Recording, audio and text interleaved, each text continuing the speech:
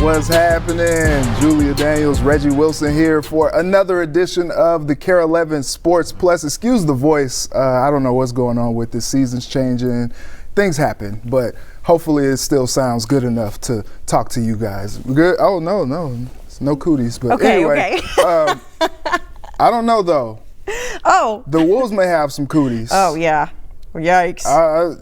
That was sick and twisted last night, that's for sure. So we got to talk about it. Something my grandfather would have said. What the devil happened last night? What happened with the Wolves?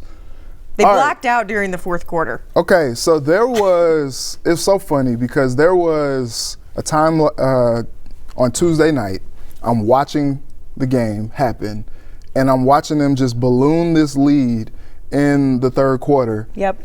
And they went up 90-70, and I was just like, dang, man, I think it's time for Milwaukee to throw in the towel. And I almost tweeted that, and I didn't.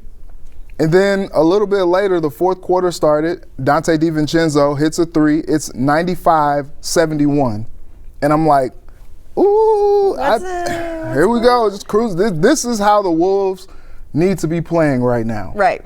And then it all just came crashing down. The Wolves are outscored 40-13 in that final frame, and they lose after being up by 24 points. They go on to lose 110-103. Julia, what the devil happened? An inspirational loss, to say the least. Never give up, kids. Never give up. This is funny thing during the post-game presser. John Krasinski asks Finchie, is this a microcosm for the season? Oh. How everything? Finchie goes, no, we just played bad in the fourth quarter, John. This is not a microcosm for the season or whatever you said. He's just beside himself. He's like, no, don't characterize our team as one that blows it at the end. I don't think this was characteristic of the Wolves. I don't think it was. I think this is a fluke, crazy, something that they need to figure out, obviously, right now. You have 3 games left in the regular season. Tough, though. Oh, my gosh. Bobby Portis coming back off of his 25-game suspension, looking for blood, of course. Giannis's 3rd triple-double in a row. Woof. And KPJ. Yeah. Okay, so I tweeted this on Tuesday night. Why does everybody hate Rudy Gobert? Everyone hates him. I read the lips of those who were talking around Rudy, and they were saying some very, very nasty things to Rudy. And Rudy's like, you're all talk. And I feel like Kevin Porter Jr. actually wanted to fight Rudy, which is a common occurrence for everybody that plays against Rudy. Everybody wants to. Maybe it's a French thing. Why doesn't anybody like Rudy? They've got something against the French. I think Rudy trash talks on court more than anybody really picks up on. And I think he's been doing it for his entire career. It's just that maybe we don't see it all when we're watching from a broadcaster at the game. But I think he talks a lot of smack when he's out there, and he knows how to get under guys' skin. Would love to, once you get to that next generation of NBA, to kind of maybe hear some of the guys talk about what it is about Rudy. Yeah. They're not going to say it right now because they don't want to start anything with Rudy, right? Yeah. But because they'll let Rudy start it himself, I feel like. It is funny. It is a funny trend I have noticed since covering him, at least. It's always some drama. Is it because when he trash talks, it's in that French accent, so it makes it sound even worse? You're like, oh, no, he's not going to be disrespecting me. So here's the thing. Or is it his game as well? So here's the thing. As a fellow big guy, I'm not obviously as big as Rudy. Right. But people like to test giants. It's like a whole David and Goliath thing. Yeah. It's like, who do you think you are? Prove yourself against one of the best defensive players in the league. Yeah, and it's like, you think he's all big and bad? Oh, he's soft. Watch this. And it's like everybody wants to go out there and punk Rudy. Yeah. And it's just like Rudy's taking jujitsu in the off season. He's trying to let people know, hey, I'm tough. Well, it's funny too because we cover this guy, right? We interact with him. He's always just the nicest guy when you talk to him. His teammates love him. He's in the background of interviews doing TikTok dances. Exactly. If he walks by the media and he's not the one that's asked to do the presser for the day or the scrum for the day, then he is disappointed because he wants to talk to everybody. He's like, nobody wanted to talk to me? Yes, that's exactly what he does. You guys didn't want to, and it's like, sorry, Big Rudy. And he's just sad. Yeah.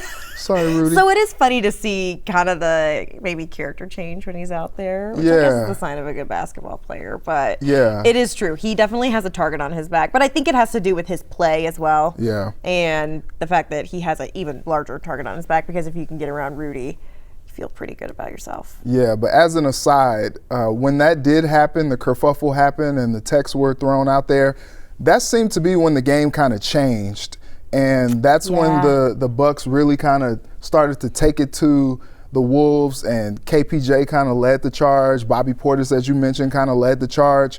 And there was a steal, because there was a point where the Wolves turned it over 3 straight times as they were trying to, like, get back into the game and try to stop some of the momentum. And on that last one, KPJ comes up with it, throws the oop to Giannis. Yep. He dunks it, and it just felt over at that point. And it's just like a shell-shocking loss, not just for all of us watching, but an epic collapse for the Wolves standing there on the court as well. And so, look, to the Wolves' credit, they did talk about how it was just one game, even though this is something they had to have. You're talking about potentially being a 4 seed if they win the game. Right. And now they drop down to an 8 seed with the loss. But after the game, Anthony Edwards, it's all good, I guess. We can't be in bad spirits because we know we need to win next game. You know what I'm saying? So we can't really think too much about it. It happened. So I don't think we feel too down about it. Part of the game, man. They wasn't making shots the first 3 quarters. We knew they was gonna start making it. We just tried to maintain, and they made a great adjustment by going zone, and it messed us up. It messed us up is his last words on that one. Yeah. So Anthony kind of keeping it in perspective. They got Memphis on Thursday, huge game. Maybe not for climbing over Memphis, because Memphis has the head-to-head advantage this season, 2 wins over the Wolves. But just as far as the Wolves trying to get out of that 7-8 spot, they need to keep winning now. Every win matters right now. Yes. And you have to, I mean, this is the NBA. You have to kind of wipe your hands of this dramatic loss and move on. Like, that's how, if you can't do that, you will not survive the postseason. Yeah. And so, we'll see how they bounce back in that Memphis game. And then they got the Nets. And then they finish out the season right here on Kier 11. Against the Jazz. So we'll see if Ja Morant is going to be we won't even speak on it. But we'll see if that happens against the Wolves. You know, it's always an exciting matchup when it's Ja Morant against Anthony Edwards and the Wolves. So that should be fun. We'll be following that right here on Kier 11. So make sure to stay tuned for that one. All right, that's it for the first break. Coming up, we may see Return of the Thrill. Return of the Thrill. We're talking about it coming up after this.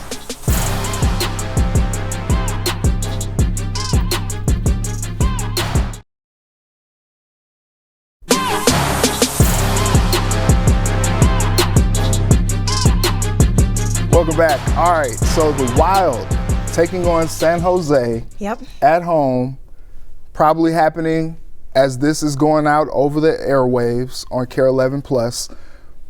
But what are we thinking about this one? We might have the return of Kirill Kaprizov and Joel Eriksson Ek. Both of those guys at the morning skate in their normal lines. Yep. They need them. John Hines says that he's hopeful that he will have them. And I guess, you know, again, by the time this is happening, we'll know if they're on the ice or not. But if this is the return of Kirill and Jeek, how significant is this for them as they try to hold on? They have a 4-point lead over Calgary for the last wild card spot right below the Blues. What are we thinking about with the Wild being able to hold on, especially if they get these reinforcements back? I mean, you get these guys back, and then you have 4 games left to figure out how this team works together. So I would say, honestly, would they have wanted them back sooner so they're not in this position at all? Of course. But given the situation that you're in, I feel like this is best case possible. Yeah. My one hesitation right now is this. Kirill Kaprizov, when he was hurt earlier this year, tried to come back. Yeah. Was still injured. Yeah. So I'm just it's a little worrisome. Yeah. Because you're wondering how healthy is he right now. Yeah. Obviously, this is professional sports, so they're going to do their best to make sure that they're not hurting him in any kind of way, permanent damage. But it just makes you wonder a little bit because he wants to be out there so bad. You know, how healthy is he going to be when he gets out there? How many minutes are these guys going to have when they get out there? What kind of impact are they? I mean, these are all questions that we have to have answered in the next 4 games. To figure out how impactful they can be. It's exciting for sure to think about the prospect of them coming back. But I also think, you know, the Foligno, Rossi, Boldy line is something that has worked out pretty okay for them. Now, is it going to get them deep in the postseason? Exactly. Not necessarily. So I think this is a good trial and error time for these two guys to come back. I'm excited to see what they do with them. But I'm not going to, like, get my hopes up on their return making a huge impact. I would love to be pleasantly surprised otherwise, though. All right. Well, John Hynes trying to also temper those expectations. Listen to what he had to say about the impending return of Kirill and Jewel.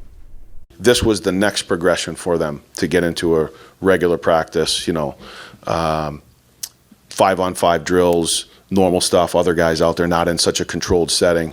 They have battled a little bit with each other, and then it truly will come down to, I think, how their response is to this, how comfortable they feel. I think it's the medical and the mental side as well. I thought they looked good. I mean, it didn't look like there was any hesitation there. I thought both guys were skating. They were doing things at top speed. You're watching probably when guys are coming back from the type of injuries they had, accelerations, how they're starting from a standstill. Can they get up? Are they explosive?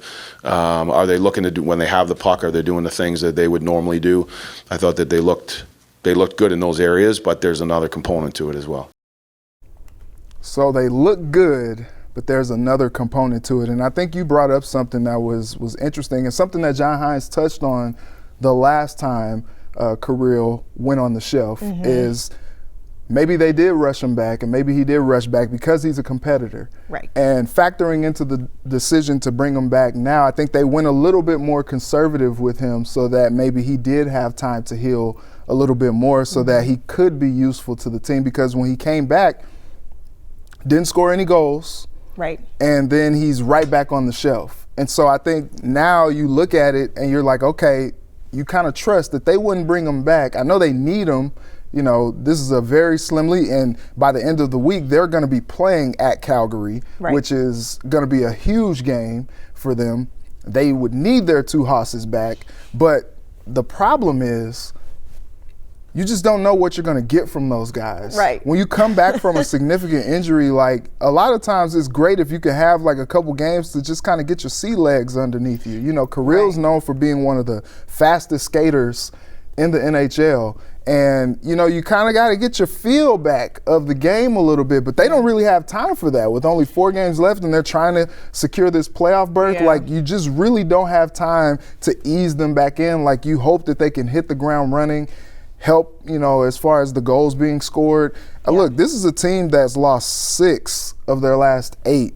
That was a huge win against Dallas, the 3-2 win in overtime to pick up those points. Yeah. And it stopped the bleeding of a 4-game losing streak. But, like, it's time. Like, they got to pick it up. There's nothing else to do. Yeah. There's no other option if you want to make any kind of impact in the postseason. Kirill's missed 28 games. Jules missed 21 games. It's tough, man. But on the flip side of everything, too, I think it would behoove to remember that when these guys were healthy and this team was all together, they were the best team in the NHL. Yeah. Easily. Yeah. They were whooping up on everybody that they played. So maybe you could have a little hope and rest a little easy in that, Wild fans. But I think it's just such a big question mark still of the main thing. Just how healthy are they? How far can you push them? And how far do you push them now? Yeah. So that you can keep them around for postseason play. Right, You know, right. and that's the balance that you have to strike, which so glad that's not my job. Yeah.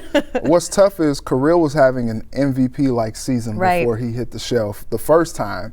And you kind of see that a little bit derailed like that. That's really tough.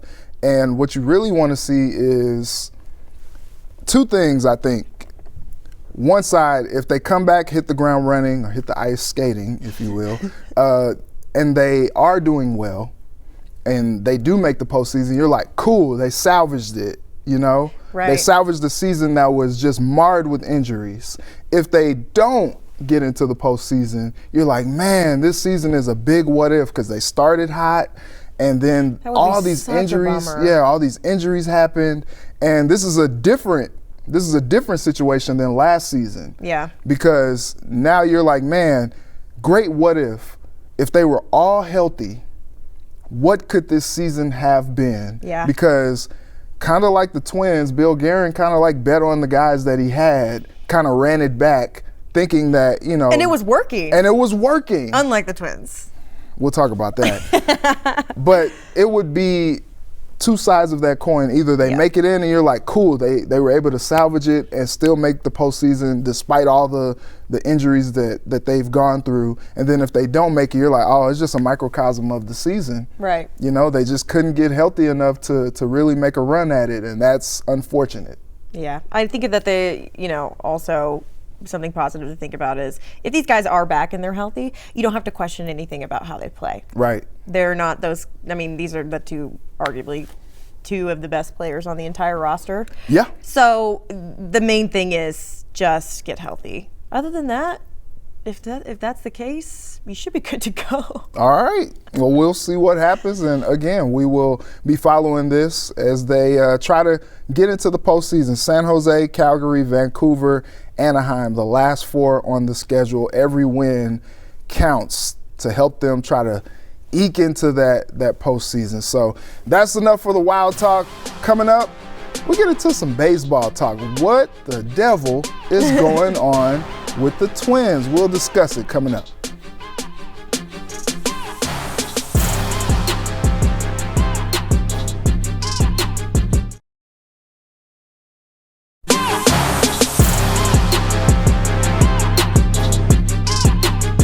All right, welcome back. Okay, let's get into some Twins talk here. The Twins lose their third straight game, okay? The third straight game. They are now 3-8. Yep. And last night, I love this tweet from Dan Hayes. He said the Twins are 3-8. Not only did they lose Pablo Lopez, their third error of the contest allowed the winning run to score in the 8th inning. Last night, What a parallel. yeah, so Tuesday night, runs were at a premium, and it continues a stretch for the Twins to start the season where the bats just really can't get going. And funny enough, the arms really hadn't got going as well. But Pablo Lopez was having a pretty great start. Yep. He was lining them up, mowing them down. And then in the 5th inning, he throws a pitch. He starts grabbing at the hamstring, and he's like, uh-oh. But I don't think he was really going to say anything. And Rocco talked about it after the game. He was saying that, these guys are competitors, and so they pitch sometimes or they go out there and play sometimes with little nicks and dings and Right. agitations. And, Pablo is just like, oh, it's minor. And they're calling it a mild hamstring strain, right? So that's what they're calling it. But Pablo at first wasn't going to come out of the game until Carlos Correa was like, hold on. Hey, come out here. And then Pablo exits, and he's scheduled for an MRI. That may or may not have happened by the time you see us talking right now. And so now we wait. Maybe he goes on the 15-day IL. Maybe we see a call-up from Zebby Matthews, who's doing really well in St. Paul right now to start the season. But this team needs a jolt. Yeah. The bat, an arm, something, because it's not looking good so far. I would count more so just thinking baseball-wise on the bats. Mm-hmm. But it's just I'm trying, whenever, because everybody asks about this, you go anywhere, what's going on with the Twins? What's happening? What's going on? I don't know. I couldn't tell you what's happening here. Baseball comes in ebbs and flows, like we always talk about, this, that, and the other. But at some point, you got to get out of your ditch. Yeah. You have to do that. Otherwise, somebody's got to go or somebody's got to come in. And, how long do you let it go on? 11 games in? Yeah. 3-8? Yeah. And nothing's standing out? There's not one part of the Twins game where I'm like, they should just really bank and capitalize on that. There's nothing. Yeah. It's just, unfortunately for Twins fans, they were complaining about the fact that there were no major moves made, and they're now they're reaping what they sowed. And as we saw last season, if injuries pile up, you're really done. Because the depth is not there because of the lack of moves that they made. So Right. Rocco Baldelli, after the game, kind of talking about just what the state of the outlook is for the Twins right now. When things don't go well, that's not when you start to question everything and you start to, tear certain things down or premises that you believe in. And you have to be even stronger mentally. You have to continue to work hard just as you've been working the entire time. And you trust that the players and their ability are going to go out there and get the job done like they've done so many times for us. And that's what's going to happen. And, we got tons of baseball to play here, months and months and months of baseball to play. All right, so Rocco Baldelli says, excuse me, stay the course. He says there's months and months and months of baseball left this season. And he said there's going to be a couple week stretches at a time where, they're not going to play to who they believe themselves to be, but he trusts the guys that they will get out of it and they'll play better. Something I find interesting, though, too, because unlike a lot of pro sports teams, you can lump in your last season with this season because the roster is so similar. Yeah. In the last 50 games. Oh, yeah, I was about to say that. Go ahead, right here from Aaron Gleeman from The Athletic. Last 50 games, they're 15-35. Yeah. That's not an ebb and flow of baseball. No. That means something's not working. And you can't ask fans to stay the course, keep riding this train, because it's clearly not working. And baseball is the number one game where you can rely on the numbers to tell you answers for things. Yeah, and they're numbers people. Yeah, they are. They are. The analytics staff. So this is, I think sometimes also, I'm not going to put the blame on Rocco here. He's in between a rock and a hard place. There's not a lot of options. I'm not putting the blame on Derek Falvey either. Yeah. He's been instructed by ownership. They're only doing what they've been told to. Yes, yeah. To kind of keep going about things the way that that's what Derek Falvey tells us every time we talk to him. We've just been told to keep doing things like this and not make any major moves and this, that, and the other, and it's not working. So I think we were concerned to start when the season started. I think it's okay for Twins fans to freak out a little bit right now. Just a little bit. I think that's okay. It's unacceptable at this point, and especially, it's not just teams that are really great either. It's everybody. Yeah. So far. Yeah. So I think that something, I just don't know when or how or what is going to happen here. But you can't, there's no way that an MLB team can stick around playing like this for an entire season. Yeah. Only good thing is really the AL Central, looking at the standings.